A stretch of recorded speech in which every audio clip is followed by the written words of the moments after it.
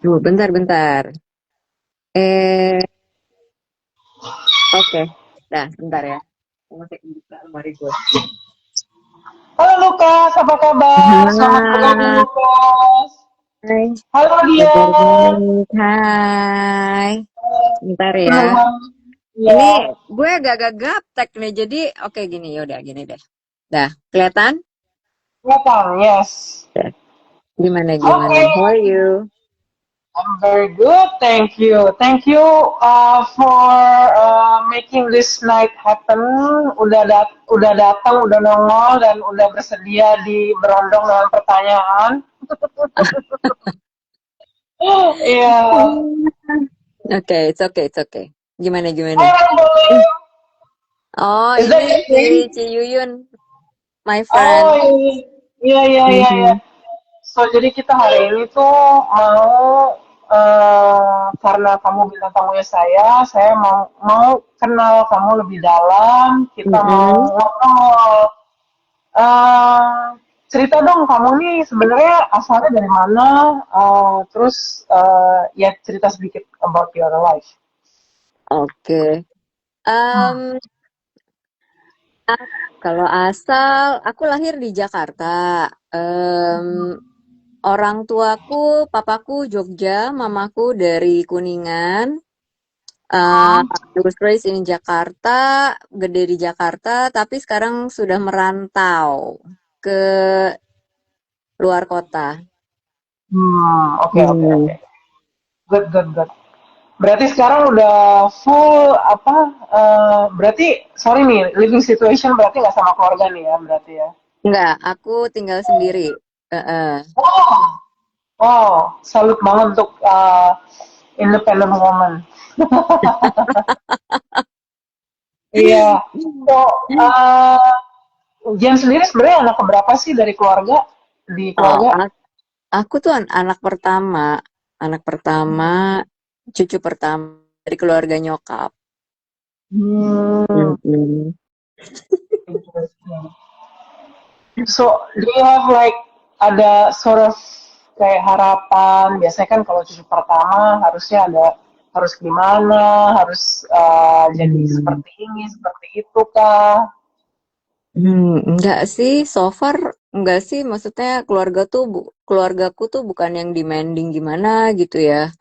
Yang penting jadi orang yang nggak nyusahin. Hmm. Jadi orang em, apa ya nggak nyusahin orang aja gitu. Bisa menolong, punya hati yang baik gitu, I know you jujur have a good gitu. heart. Yeah, yeah, Thank you, thank you. yeah. Mhm. So, anyway, kan saya tahu kamu sebagai instruktur yoga. Saya kenal kamu sebagai instruktur yoga. Mm-mm. So, dan saya pernah sempat ngobrol sama kamu kalau kamu sebelumnya juga ternyata sebelum terjun ke dunia yoga ini adalah juga wanita karir ya. Lumayan berkarir, iya betul, berkarir. Oh, berkarir. Terus sebenarnya yang saya penasaran sebenarnya kan kamu udah berkarir. Kenapa Mm-mm. tiba-tiba aku mau jadi instruktur yoga nih gitu. Hmm. Oke, dari berkarir kenapa mau jadi instruktur yoga? Jadi eh, awal kenal yoga dulu kali ya. Kenapa Oh, aku boleh boleh boleh. kenal yoga? Karena eh, sebelum memutuskan untuk full time jadi guru yoga kan aku harus kenal yoga dulu. Jadi kenapa kenal yoga? Nah dulu tuh aku eh aku tuh kan yoga 2011 ya. Iya 2011. Nah, nah, itu kan berarti umur 30. Nah, sebelum umur 30 tuh aku selalu sakit gitu. Jadi lower back pain, terus pokoknya setiap bulan tuh sakit flu gitu, batuk pilek lah, ringkih gitu. Nah, terus badan juga waktu itu overweight banget gitu kan. Terus eh satu hari tuh aku ketemu sama temanku gitu, kok kurus gitu, dia gemuk banget gitu kan. Terus aku tanya, kok bisa kurus gimana? Oh aku nge-gym gitu. Oke. akhirnya aku decided untuk oke deh, coba deh nge-gym gitu kan. Ah, Nah, ah, ternyata pada saat aku nunggu PT ku belum datang, yang ada tuh kelas yoga saat itu. Jadi resepsionisnya bilang, coba aja masuk kelas yoga. Aku bilang, berat nggak, enak nggak gitu kan. Aku kan baru pertama, aku bilang gitu. Cobain aja enteng kok kalau yang ini. Ya udah aku akhirnya aku masuk kelas di kelas yoga itu. Nah, ternyata pada saat pertama kali aku nyobain yoga, itu aku langsung kayak selesai kelas yoga tuh kayak, enak banget ini olahraga gitu, kayak happy ah, banget, kayak pikiranku, ah, badanku tuh kayak bener-bener kayak gila enak banget gitu, enak banget gitu kan. Nah, terus dari situ tuh aku kayak addicted gitu. Pokoknya saking enaknya tuh kayak aku jadi addicted gitu kan, gitu. Nah, terus em, eh, akhirnya memutuskan jadi guru yoga tuh gini, waktu itu tuh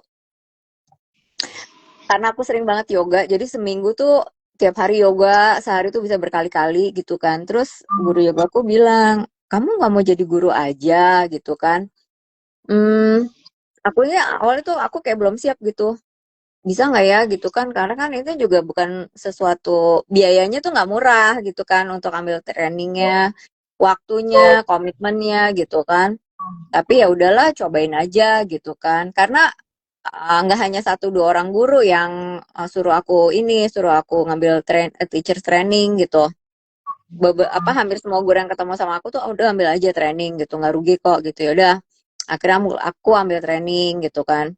Nah, terus setelah ambil training, mulailah ngajar kecil-kecilan aja, kayak eh teman gitu, atau ya dari temen lah ya gitu kan, sini gue ajarin gitu.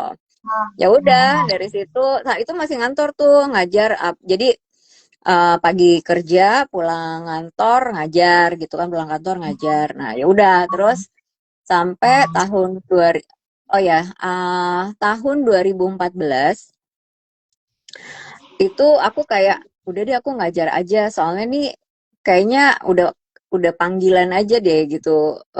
Dari segi waktu lebih fleksibel, terus udah gitu juga lebih bisa manage stres gitu kan. Ya udah, akhirnya aku resign dari kantor yang lama, which is waktu itu Headhunter. Nah, terus pada saat aku submit surat resign, tiba-tiba aku ditelepon lagi sama satu company, ditawarin posisi yang lebih tinggi saat itu. Terus aku galau kan, aduh ambil nggak ya. Terus kata mamaku, udah cobain aja, nothing tulus, kalau emang cocok ya ambil, kalau enggak ya udah gitu kan. Ya udah, akhirnya aku ambil gitu, tapi ternyata hanya bertahan 2 tahun bertahan. eh Terus ya udah deh, sampai sekarang 10 tahun, nggak berasa ya. hmm, 10 tahun berarti mengajar. berarti enjoy banget ya di dunia yoga ya. Enjoy sih, enjoy sekali, enjoy banget. Nah, kamu kalau sekalian sambil ngobrol kan kita juga mau mengulas, kamu deliver yoganya kemana aja nih? Maksudnya untuk teman-teman yang ada di mana aja nih yoganya? Hmm, jadi gini, awal-awal ngajar itu ya aku random ya, maksudnya eh, ngajar semua level dan kemana aja gitu, kemana aja gitu. Oh, Nah, terus pada tahun 2017 itu aku di challenge nih, entah kenapa ya, kayak jalani aja gitu. Aku eh, dapat klien tuh lansia, klien hmm, pertama aku lansia. Nah, eh terus aku ngeliat kayaknya kok aku suka banget ya ngajar lansia gitu. Tapi waktu itu oh, masih ngajar yang masih muda-muda juga. Nah, enjoy. terus d- dapat lagi lansia gitu. Masih dapat klien yang muda-muda juga masih gitu. Nah, terus tahun 2000 berapa ya? Mungkin kayak 2022, 2023 tuh panggilan untuk kelas lansia tuh semakin banyak buat aku. gitu. Jadi sekarang itu aku fokus ke lebih nggak, bukannya lebih ngajar ya, kalau ngajar kalau emang ada yang ini oke lah gitu. Cuma saat ini klien aku tuh kebanyakan lansia gitu. Gitu. Menjawab pertanyaan nggak? Menjawab, menjawab. Jadi deliverynya untuk lansia, sekarang ini untuk lebih ke lansia karena memang udah passionnya ke situ ya, gitu kan. Ada tarikannya ke Ya, situ gitu. bisa dibilang passion, terus bisa dibilang juga kayaknya tuh aku bisa belajar banyak hal gitu eh dari eh, senior citizen gitu, kesabaran, kemudian juga satu saat tuh kan kita bakal tua juga ya. Jadi kita kayak punya persiapan gitu untuk oh kayaknya dari sekarang nih harus begini, harus begini, harus begini gitu. Ya seperti itu. Selain karena passion juga karena aku lebih lebih banyak ini ya sih belajar dari mereka sebenarnya dari para senior itu gitu gitu. Saya mau menyapa Yeni. Hai Yeni, apa kabar? Yeni kayaknya baru berlalu kelihatannya. Baru berlalu. Tadi udah ini nggak sempat ini ya, sempat dilambain tapi nggak apa-apa. So anyway, saya mau nanya apa uh, kalau tadi kan udah deliver untuk yang lansia. Nah, tapi Hmm. kalau kamu melayani ini area mana aja? Nah, itu saya Oh, masih mau. area so far sih walaupun aku tinggal di luar kota, aku tuh pulang pergi Jakarta Maja. Aku kan tinggal di Maja ya. Aku pulang pergi Jakarta Maja, jadi hampir tiap hari aku ke Jakarta pakai kereta. Oh, oke, oke. Jadi Hmm. Jakarta oke lah ya, masih Hmm. termasuk. Karena Hmm. aku sebenarnya bingung sih, maksudnya mamaku di Bandar Lampung, aku di Bandar Lampung. Hmm. Iya, Di ya Jakarta. gitu. Iya, mungkin nanti kita konsultasi terpisah soal bagaimana yoga untuk lansia dan Boleh, boleh, boleh, boleh. tapi boleh nggak Dian? Ini kan aku cerita aja sekalian sambil sambil kita ngobrol kan. Kalau nyokap itu kakinya kakinya itu apa sih sudah operasi, jadi tulang itu sudah diganti. Tulang apa ya? Tulang tulang bonggol kakinya, jadi yang nempel Oh, ke tulang oh, hip tulang socket ya, pinggangnya. bonggol. Iya, tahu, tahu. Iya, kanan kiri udah diganti. Jadi Oke. uh, uh, what is the latest movement that you would suggest to her? Apa gerakan yang paling ringan yang kamu bisa uh, kasih saran untuk dia? Jalan lancar nggak? Jalan dia pakai tongkat sih gitu, tapi Hmm. uh, agak, nah itu saya cuma nyaranin ini doang sih, begini, begini. Oh, sebenarnya kalau jalannya lancar, walaupun pakai tongkat, coba gerakan kayak lunges. Tapi lungesnya pelan-pelan. Misalnya, kalau di rumah ada anak tangga, cobain satu tangga, turun kakinya, ganti kaki yang satu, terus turun lagi kayak gitu. Nah, terus duduk berdiri pakai kursi. Nah, itu yang penting kan si otot kakinya itu nggak drop ya gitu kan, nggak sarkopenia lah. Apa, masa ototnya itu hilang gitu. Kalau nah itu bisa latihan kayak gitu gitu. Ya paling itu sih terus ya so far sih yang paling membantu itu ya karena memang nggak terlalu banyak yang bisa dikerjain juga kan. Iya betul. Mm-mm. Nah, Sama yang ini satu kan lagi sih lebih ke asupan makan deh, perhatiin juga. Karena oh, kalau olahraga tapi asupan makannya berantakan tuh nggak akan maksimal ya.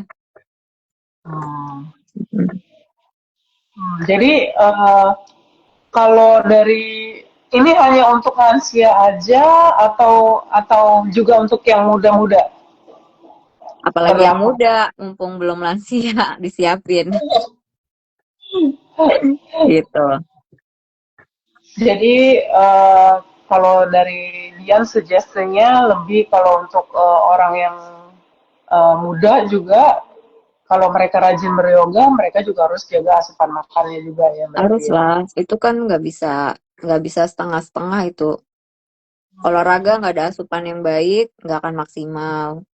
Asupan yang baik tapi nggak olahraga juga nggak maksimal.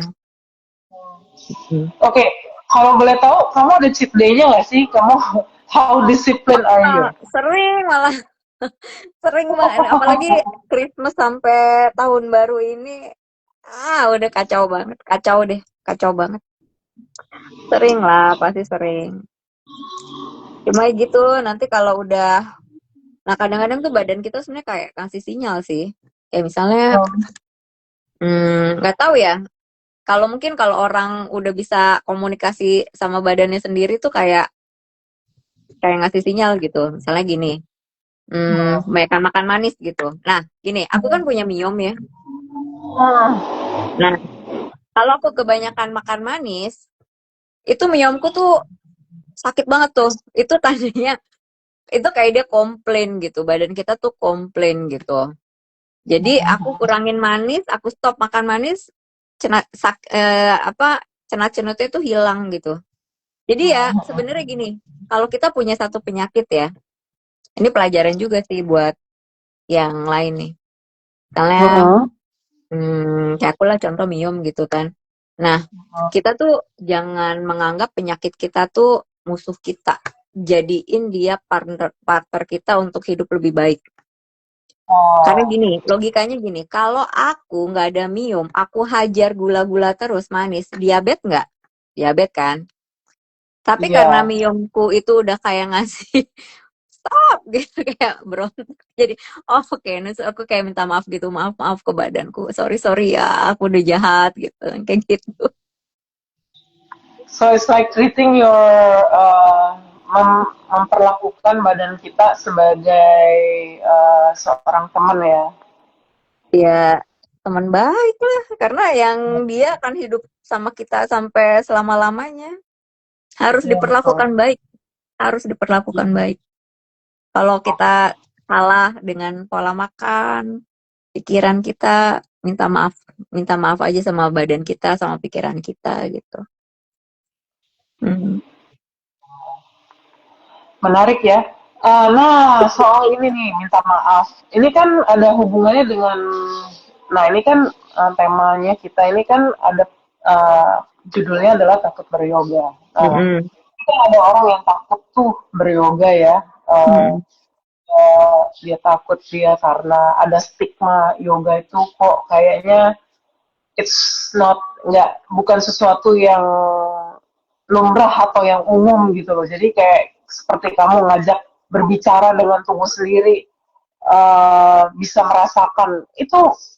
eh, ini gimana ya? Maksudnya perjalanan apakah dia bertentangan dengan agama kah? Atau dia bertentangan dengan ini kah? Apa maksudnya prakteknya itu apa ini sebenarnya gitu loh? Karena kan itu ada menghubungkan semuanya kan, body, mind, and soul gitu. Mm-mm. Aku rasanya setiap agama ya, apapun itu dia apa ya, akan apa ya. Jadi siapa yang tidak mengenal dirinya, dia tidak akan mengenal Tuhannya gitu. Jadi lakukanlah apa kalau di agama Kristen tuh gini, kasihilah sesamamu manusia seperti dirimu sendiri gitu kan. Kasihilah Tuhan Allahmu apa namanya dengan segenap hatimu, akal budimu gitu. Nah kayak gitu. Nah jadi gimana kita mau kenal Tuhan dengan baik, mengenal sesama dengan baik kalau kita tuh nggak kenal diri kita? Gimana gitu? Setuju, Dan semua agama tuh mengajarkan itu loh. ya, Semua agama tuh setuju. mengajarkan itu. Dia gimana kita mau kenal diri kita? Kalau kita gimana kita mau kenal sama Tuhan yang nyiptain kita? Tuhan itu nggak kelihatan ya, tapi diri kita tuh kelihatan loh. Diri kita tuh kelihatan yang nyata gitu kan. Nah, gimana caranya kita mengasihi diri kita dulu? Bukan egois ya. Kan ada yang mengasihi karena dia mengasihi dengan eh, apa dengan baik gitu. Kalau egois kan bukan mengasihi, itu bentuk apa ya, itu bentuk keserakahan sebenarnya kalau egois. Dan segala sesuatu yang serakah bahkan ke dalam diri sendiri itu juga nggak baik gitu, nggak baik loh. gitu. Betul, betul. Gimana kita mau kenal orang lain kalau kita nggak kenal diri kita? Karena diri kita, orang lain adalah diri kita yang lain gitu. Yang lain adalah diri kita yang lain gitu. Jadi perlakukan orang lain seperti kita memperlakukan diri kita gitu. Ya benar. Jadi sebenarnya orang-orang tuh perlu mengetahui filosofi yoganya sendiri ya. Kalau saya bilang ya, kalau gitu dari Dian yang Dian sampaikan itu bahwa filosofinya itu kalau yang saya tangkap itu mengenai ada sedikit nyambung body spirit, body mind and spirit itu ada sedikit nyambungnya, tapi ini lebih ke praktek lebih pengenalan diri ya, ini lebih kayak mungkin seperti mental health atau Jadi gini nih, kalau di yoga itu ada namanya yama dan niyama gitu ya. Jadi hubungan kita sama diri kita, hubungan kita sama orang lain gitu. Contohnya hubungan kita sama diri kita tuh kita harus membersihkan diri gitu kan. Membersihkan diri tuh dengan mandi atau dengan puasa gitu kan. Itu kan detox ya. Terus juga itu aku garis besarnya aku jelasin gitu aja ya. Terus hubungan kita sama orang misalnya ahimsa. Ahimsa itu tidak melakukan kekerasan. Nah, tidak melakukan kekerasan itu kan juga bentuk baik ke dalam diri kita, baik kekerasan baik ke dalam diri kita maupun ke orang lain gitu kan. Tidak serakah gitu. Nah, jadi dan nilai-nilai itu tuh ada di setiap agama gitu. Ada di setiap agama gitu. Jadi ya itu nilai-nilainya gitu.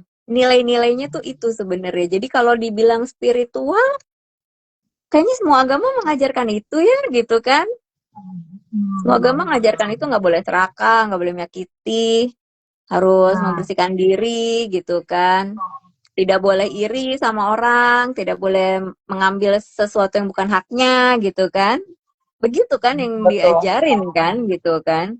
Nah itu konteks kalau kita berbicara yoga dari sisi spiritual gitu, lebih filosofinya tuh seperti itu, which is itu sama kayak filosofi dari semua agama-agama di dunia ini gitu. Jadi kenapa harus takut gitu? Apakah karena relate dengan agama Hindu? Soalnya gini ya, beberapa gerakan yoga itu tuh sama seperti gerakan orang sholat. Nah, kalau di Kristen Ortodoks itu, Kristen zaman dulu banget ya, itu kan juga sama gerakannya, gerakan itu seperti ya seperti orang Surya Namaskara gitu, berlutut, berdiri gitu, ya begitu gitu. Oh, saya Gitu. baru tahu itu. Iya, iya, iya, iya. Jadi Kristen zaman dahulu itu seperti itu gitu, berlutut. Kalau sekarang kan di gereja itu lebih dibikin praktis aja gitu, ada tempat berlututnya. Tapi beberapa sesi itu kita harus berlutut berdiri gitu. Ya seperti itu kurang lebih. Sama seperti orang sholat juga kan gitu. Baiklah. Kayaknya ini menjawab sih ya, maksudnya untuk orang yang masih punya stigma-stigma apapun itu mengenai yoga, mungkin lebih mencoba membuka diri lah ya, membuka diri. Tapi mungkin kalau masih belum mau mencoba, berarti kalau udah mau tergelitik untuk takut itu berarti sebenarnya udah mau nyoba. Jadi Ya, ya bisa diartikan seperti itu, ada rasa penasaran gitu kan. Mungkin takut. ya gitu. Oke, so sebagai penutup, karena kita udah mau di akhir pertanyaan ini, ada nggak Dian satu satu filosofi yang kamu pegang banget nih? Karena kan kamu udah in depth banget dengan pengetahuan yoganya nih. Pasti ada filosofi filosofi itu apa ya? Ya pengetahuan atau pegangan yang menurut kamu ini dasar dan bisa dibagikan ke orang-orang. Hmm, filosofinya terhadap apa nih? Maksudnya gini, rajinlah latihan ataukah? Tapi kalau aku sendiri ya, kalau aku sendiri Oh, nih buat pribadi aku gitu ya. eh karena selain yoga juga kan aku banyak mengamati ya keadaan akhir-akhir ini gitu kan. Nah, pertama orang itu tuh kehilangan waktu untuk mendengarkan suara hati. Tuh. oke. Suara hati itu nggak mungkin bohong. Misalnya gini, kalau contoh kalau misalnya korupsi gitu ya, sebelum kita Hmm. mm, melakukan tindakan itu, pasti suara hati kita tuh kayak ngasih tahu gitu, jangan, nggak boleh gitu. Ya, pastilah. Tuh. Itu satu contoh. Atau contoh yang lain, misalnya kita udah tahu nih badan kita capek gitu, tapi entah ya mungkin ada beberapa yang memang dikejar kebutuhan atau apa kebutuhan yang emang mm, itu plot twist hidupnya gitu ya dan dia harus melakukan itu gitu ya. Eh, aku Oke. masih bisa memaklumi sih. Cuma kalau misalnya eh, memaksakan diri untuk sesuatu yang akhirnya sia-sia gitu, coba deh dengerin lagi suara hatinya seperti apa. Kalau badan kita bilang capek, ngantuk, tidurlah gitu. Jadi Hmm. ada rasa cukup di situ. Kalau kita dengerin suara hati kita tuh akan merasa ada rasa cukup aja gitu. Oke, waktunya istirahat, udah cukup kita bekerja, makan udah cukup, udah nggak boleh terlalu kenyang gitu. Itu bermula dari kita dengerin suara hati kita. Nah, setelah kita dengerin suara hati kita, akan ada rasa cukup aja gitu. Dari rasa cukup itu, impact-nya tuh kita nggak akan jadi orang serakah sih. Itu sebenarnya. Hmm. Ya, Gitu. Itu semua baik. saling berkesinambungan, berhubungan gitu. Top banget, top banget. Jadi kita harus ih, harus mendengarkan kata hati lah ya, Iya, mendengarkan kata hati dan kita ini berarti dalam artian kita termasuk mengasah kepekaan ya, bener ya Dian ya. iya. Mendengar kata hati itu salah satu bentuk kesadaran loh. Awareness tuh. Iya, awareness ya. Iya kan? Orang bilang sekarang awareness gitu, sadar gitu. Ya, tapi itu semua bermula dari ketika kita mendengarkan suara hati kita gitu. Nah, kalau self tuh kalau menurut aku ya itu kayaknya yoga itu hanya ini aja ya. Hanya eh, mungkin bisa dijadikan jalan gitu ya untuk rilis gitu, untuk healing. Tetapi menurut aku nih soal mental health itu eh, kayaknya bukan kapasitas guru yoga yang umum deh. Itu harus ke psikolog sih. Beneran, kalau menurut aku ya, kalau menurut aku. Takutnya Iya, iya, iya. Setuju. tidak menguasai itu gitu. Tapi bahwa yoga bisa dijadikan jalan untuk healing, untuk releasing, Oh, ya. Tapi untuk punya kompetensi yang lebih dalam berbicara itu, jangan ke guru yoga. Lebih baik ke psikolog gitu. oke, thank you Dian. Thank you untuk Ya, podcast statementnya. sama-sama. Uh, Sorry ya, aku tuh gaptek banget. Semua it's tuh okay, aku it's okay. private. Terus aku tuh karena aku bingung aja settingnya gimana. Jadi kan udah banyak, udah lama banget aku setting. Aku lupa gimana caranya gitu. Terus aku kutak-kutik makanya Hmm, tadi. Oh ya, kok kayak bentar-bentar gitu. Jadi aku mesti belajar dulu nih kayak gini-gini lah pokoknya. Ribet. hmm. It's okay. Aku seneng banget kamu mau ini join hari ini dan kita udah ngobrol sedikit banyak mengenai yoga.